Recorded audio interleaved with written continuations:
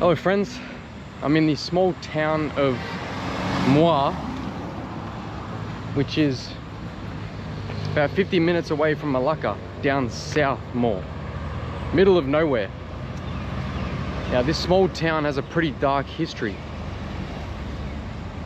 If you guys remember, we've talked about it in previous videos. The Japanese during World War II, they first landed in Kota Baru, up the top northeastern coast of Malaysia.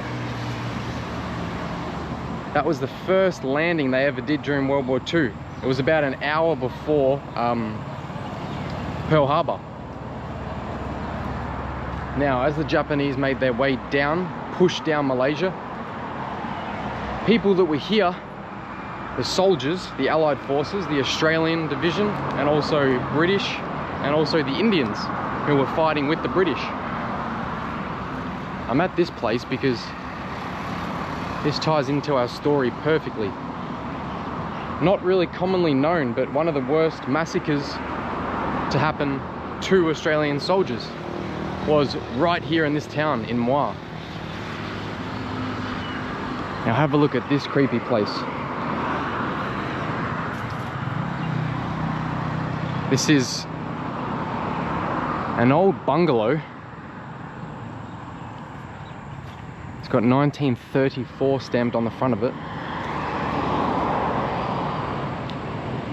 Now I can't be here too long at this place. We're gonna have to move out of here. But this sort of bungalow is rumored to be one of the bungalows here in amongst the jungle that was used for the massacre.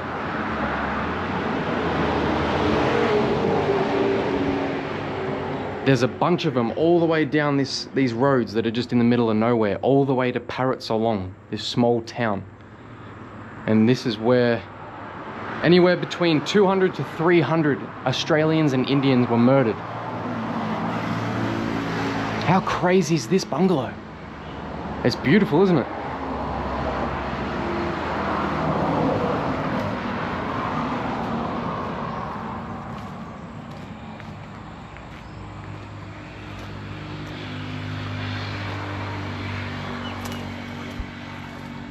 What a creepy little place, huh?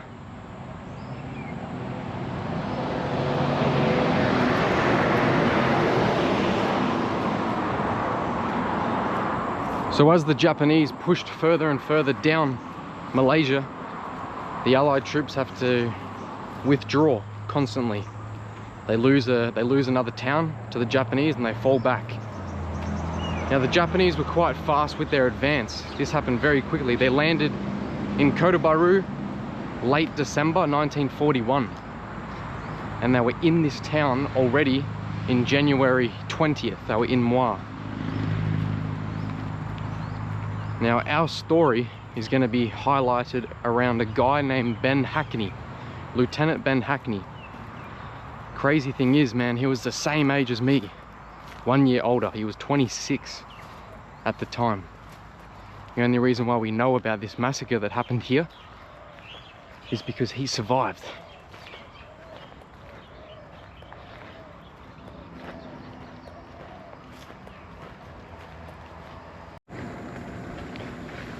Creepy little place, huh? The local legend is that that was like a Japanese office. After the Japanese took over Muah, a lot of these little bungalows that were tucked away off the main road became offices and, you know, little interrogation / torture rooms. Crazy stuff, man.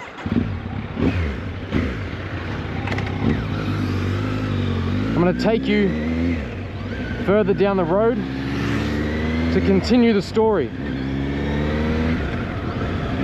So after the Japanese overtook Muah, which Muah is that way, the center of the town's behind us, the 2nd 29th Division, which was the Australian battalion, and the 45th Brigade, which was the Indians, they were retreating all the way down this road, making their way to Parit Sulong, which was the last bridge in which they could escape this area.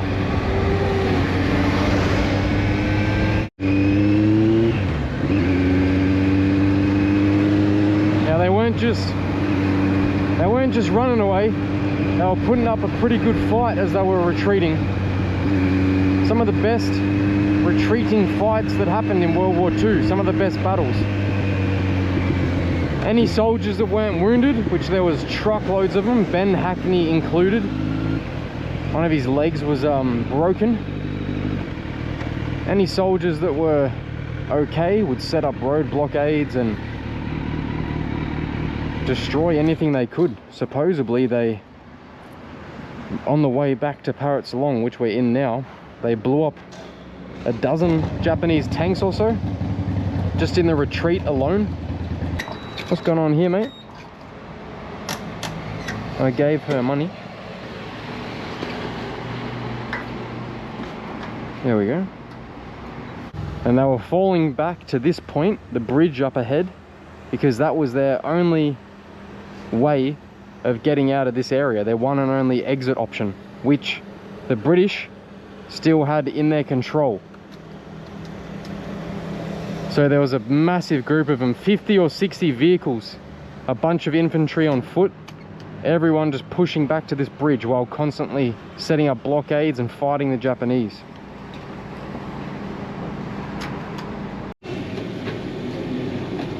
Not sure what that is, but we'll try it.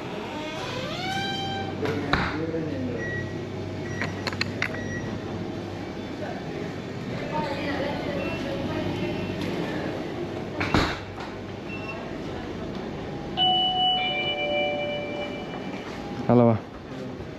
Number 6. Yes.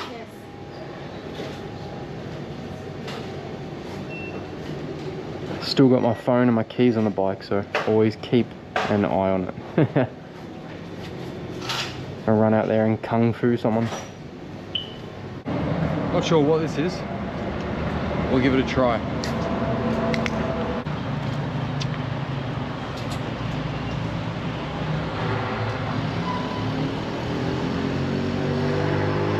What is that? It's just some like vitamin drink. Honey, Tongat Ali root extract, taurine, vitamin C, vitamin B, vitamin B5, vitamin C. Wow, I'm basically a health freak now.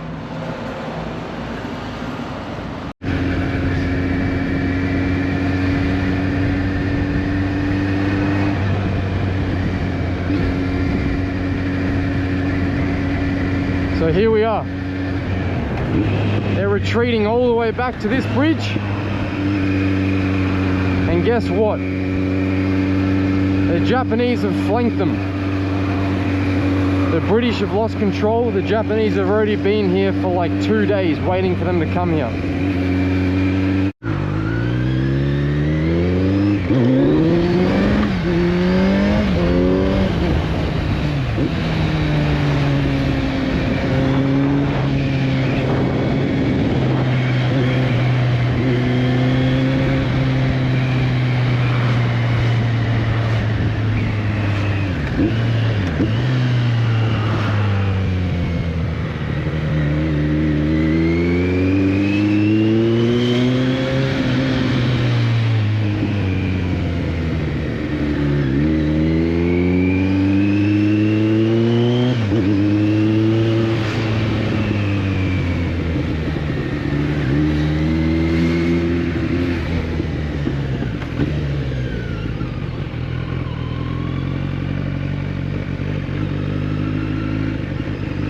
Little market going on down here.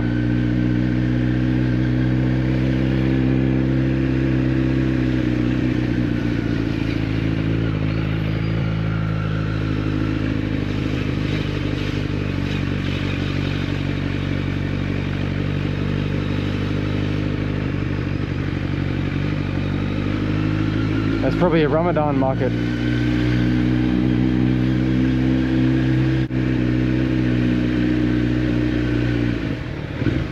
How do I get over there? I reckon we can go down there. Let's be sneaky. Hello.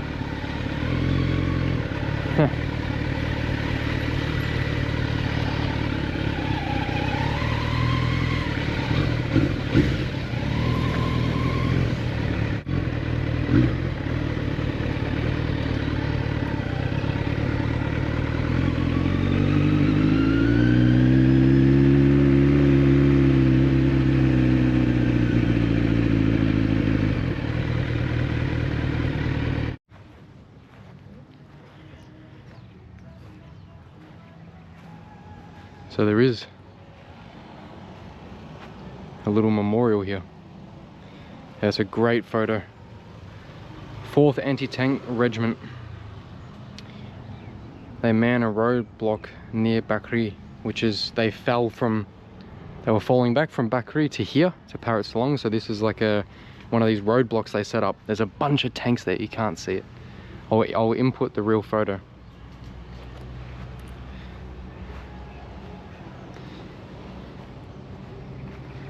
This wasn't set up too long ago. Parit Sulong massacre, January 1942.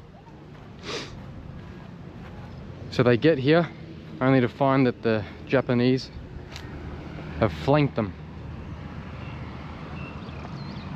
They try to get some medical trucks through with the injured men, but the Japanese don't allow it. And the colonel, Lieutenant Colonel Charles Anderson, he ordered every man for himself, basically. So any of the men that could still walk and move, they tried to get through the jungle and make it to an Allied stronghold somewhere. So you can imagine, none of this was palm. There's no palm plantations or anything. This is just thick jungle, right? And all the wounded men, of course, including Ben Hackney, they had to stay here and surrender to the Japanese. They thought that maybe the Japanese would allow the Red Cross to come through and pick up the 200 to 300 wounded men. But of course that didn't happen, with the reputation that the Japanese have. Now all the men were either put into houses, set on fire. A lot of the Indians were beheaded. And anywhere from 200 to 300 of these men died in this massacre right here. A lot of their bodies dumped into either the river, a river like this. Some of them were wrapped up in barbed wire, walked to the end of the bridge or the side of the bridge, and they'd shoot one person so that he'd fall and everyone else would fall in the water with him. So people drowning, people were getting dragged up and down in the trucks. I mean, it's proper hectic. I'm not really too sure how much detail I can go into. You can imagine it, right? Just the most brutal things you can imagine. Now, Ben Hackney, the amazing thing with him, the Japanese went along after. There's photos where there's just bodies lining each side of the road, and the Japanese are walking up and down with their bayonets, poking people to make sure that they are unalived. And Ben Hackney faked being dead. He was able to not flinch. He got stabbed half a dozen times or so. And remember, he still has a broken leg. So he's got a mangled leg and one broken leg. And that dude managed to drag himself off into the jungle. And you know, for 6 weeks, he dragged himself through the jungle, drinking from puddles, eating cockroaches or bugs or whatever he could get his hands on. Sometimes the villagers would help him out and give him some water and some food. For 6 weeks, he dragged himself through the jungle because he can't walk. Absolutely mad. And only to be picked up and caught by the Japanese once again. And then he was sent off to the death camps along the Burma Railway. After surviving all of this, Ben Hackney survived the Burma Railway, the death camps. And he was interviewed about 10 years later. Back in Australia, he'd bought a farm in Bathurst, which is only about 10 hours away from where I grew up. How crazy is that, huh? Same age as me, man. 26 years old, going through all of this. Fucking proper legends. Proper heroes, bro. What do we have to complain about? What the hell? Bloody hell. I don't know what gender I am. People don't even have enough issues, so they just have to make up imaginary problems. Fucking not knowing what gender they are now. My goodness. Anyway, don't need to rant about that.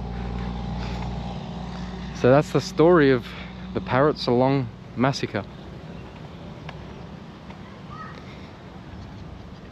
Can't believe they got all the way back here and this was their only point of escape.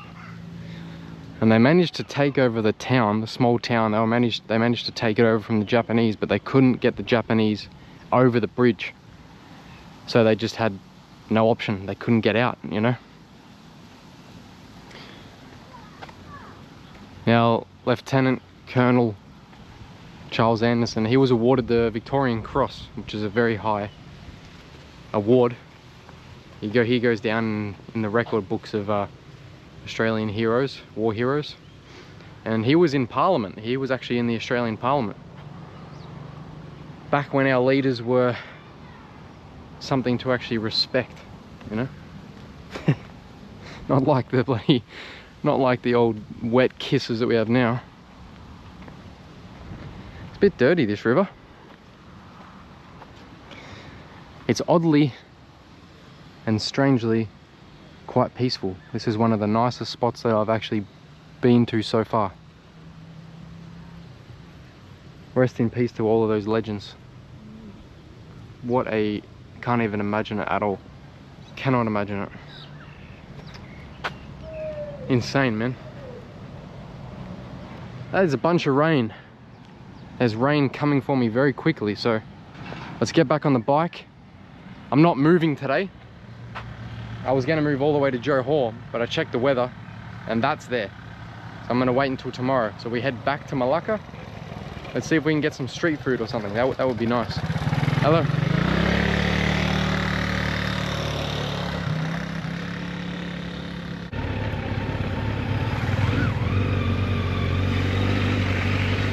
It's a small memorial, isn't it? But it's nice they got one set up. Although it wasn't until quite recently that they set that up. There's a memorial on that water tank. Let's go have a look.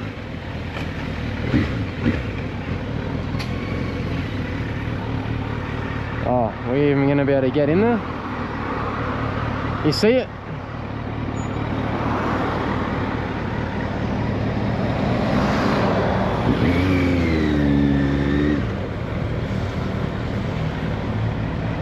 You see that? Someone's painted that pretty awesomely. Let's have a look in these what are these little shops? We got to be quick, only because there's a storm coming.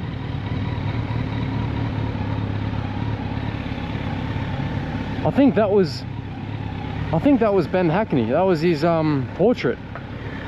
Let's have a look.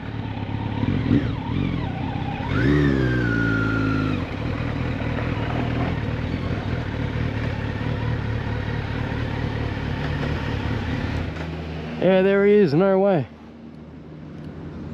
That's cool as. I wasn't expecting to see that here. I'm glad. I'm not sure if these are the rooms, but that's Ben Hackney right there, 26 years old. I'm pretty sure. What is this place? Oh wow, there's actually a little museum for it. Oh, no way. These are the houses that they pushed everyone into and set on fire. My goodness. Alright. Gotta take the gloves off for this, eh?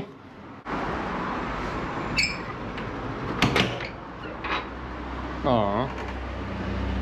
Surely. As if we can't get in. Got some poppies there. That's cool. Even the Lieutenant Colonel who managed to escape, he's the one that commanded every man for himself. All the boys that escaped and made their way and linked up with the British and then different allied forces and then made their way all the way down to Singapore, they all still ended up getting captured anyway, because the Japanese obviously went down and captured Singapore. So their delivery to the Burma Railway was just delayed.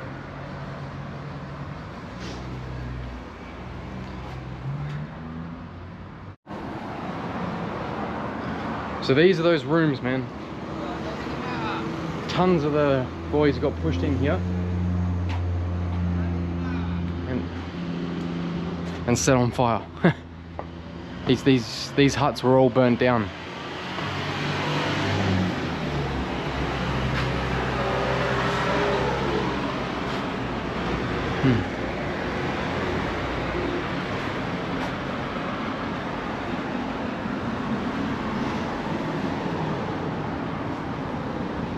You know, I didn't even know this was here. This is honestly not even on the map. Let's have a look. If you look up anything about Parit Sulong, let's check this out. Look, like where I am right now, there's nothing there. That's no icon. Like, I got no idea what that is. It just says therapy unit. Unless that's something. Oh yeah, it's got historical landmark marked, but yeah. I mean, most of it's in Malay, so you'd have no idea if you're a foreigner what any of this is at all.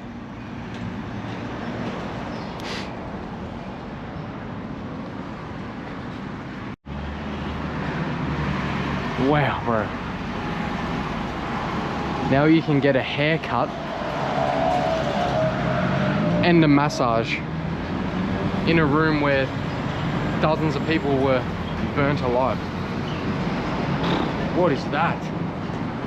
That's wild. That's strange. Wow. I wonder if the Malays know what happened here. Because you guys watching, if you're from Malaysia, you're usually very you know, like spiritual about that stuff. You don't like places where bad things have happened. That's a full-on hairdresser, bro. You can get your hair cut in a room where these things happened. I think around 2,000 Australians were lost here in Malaysia, just here.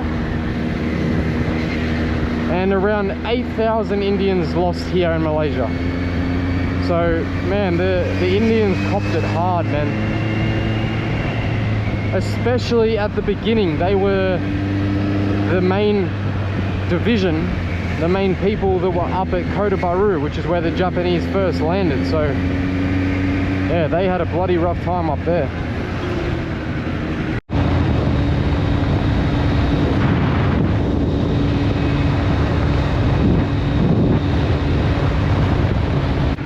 There's a massive we're going into the rain cloud. We're gonna get wet, brother. Yeah. No. You don't have rain jacket. Huh? You need rain jacket. Oh. You don't have? Yeah? Ah. Where are you going? Delivering food? Huh? Food delivery? Yeah. Nice, nice. Where to? Where are you going? Stop. Ah. Oh, my man.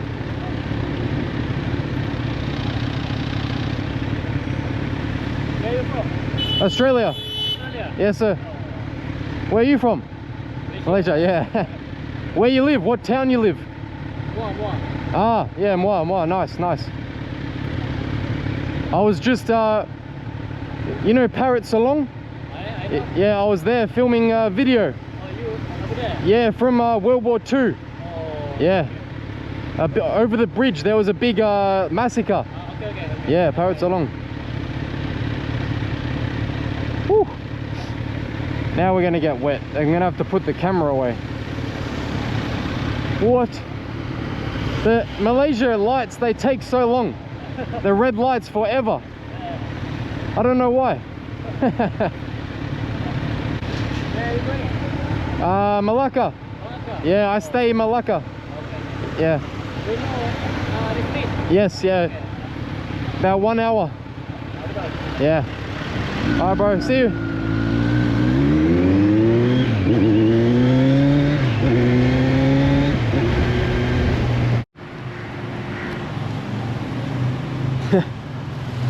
Made it home. Got fully drenched. That was hectic as. And my I've never had this happen before. My gear shifter, it had a rock stuck in there. And I couldn't go any higher than 4th gear for like 20 minutes. And this was in the crazy rain.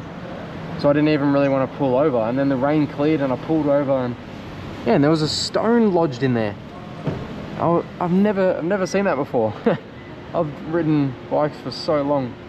That's like 1 in a million. Oh, but we made it back. The rain hasn't hit Malacca yet. I had this paid for, but it must only be 24 hours. Valet parking os. Nice hotel. I rate it a lot. You know, they do a buffet breakfast for, if it's during the weekday, I think it's like 30 ringgit or 25 ringgit for a buffet breakfast. That's mega. That's good, very good value. Well, apparently there's a full rooftop here. I've seen it when I've had aerial footage of this place. There's a sky bar or something. So let's go try to find it. There's rain coming real soon. So I don't think any of the street food places are going to be open. This is 3A. And how do we go up? Let's find out. I don't think it's any of these ones. That's car park. Let's ask someone. Because there's so many different lifts here, because this is also a mall as well. So that's these ladies. Hello. How do I get to the very top?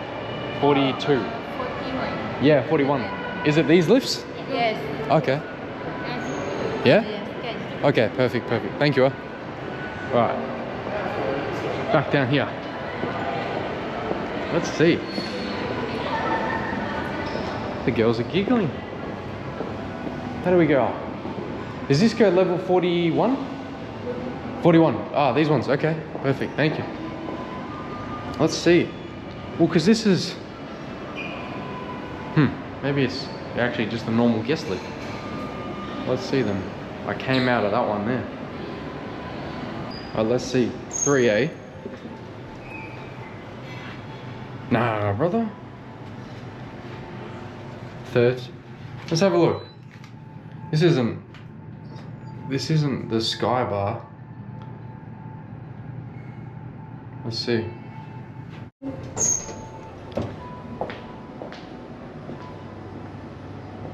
Sky Lotus. Wow, this is hectic.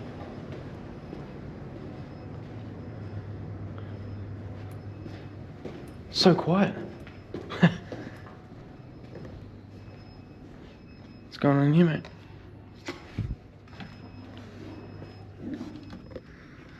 Oh yeah, there we go. This isn't it. Where is this place? There's like there's a sky garden here. There's like 3 or 4 different buildings here.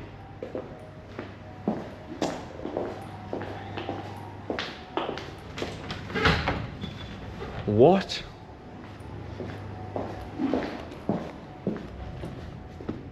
You're kidding, man.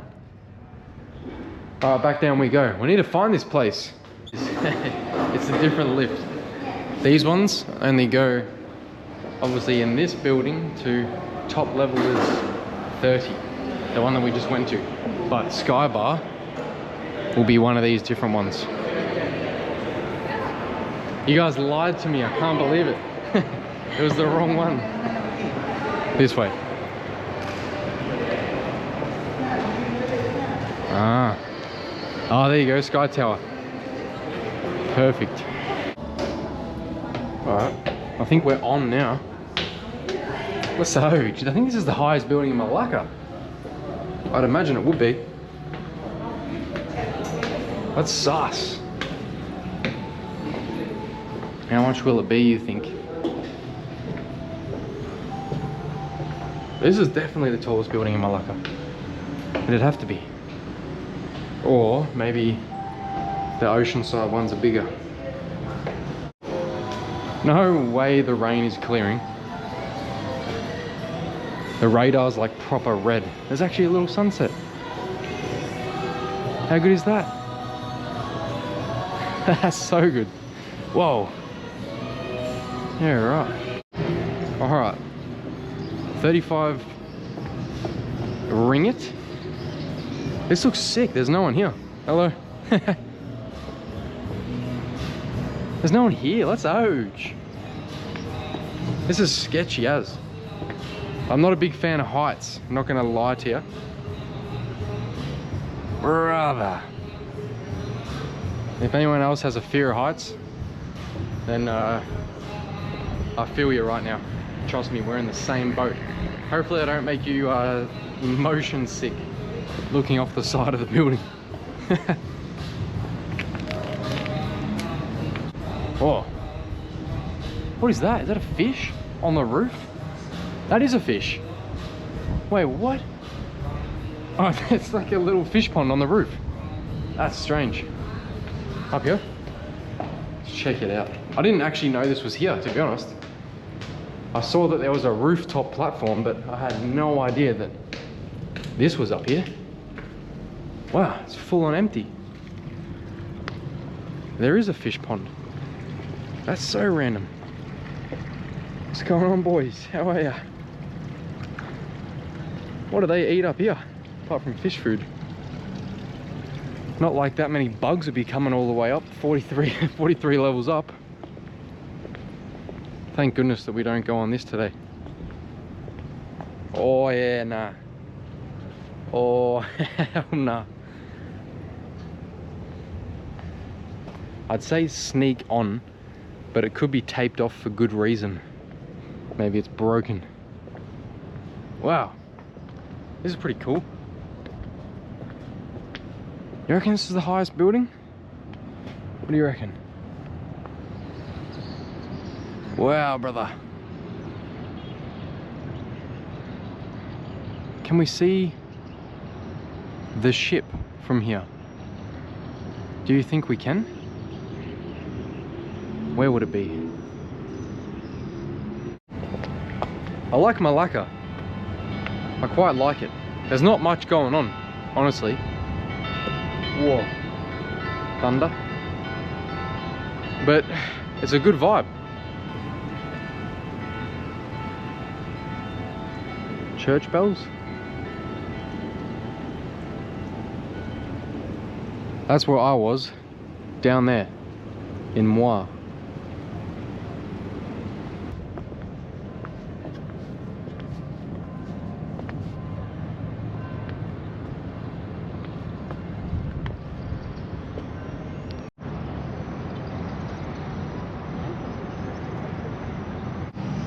Next video, I'm heading down to Johor.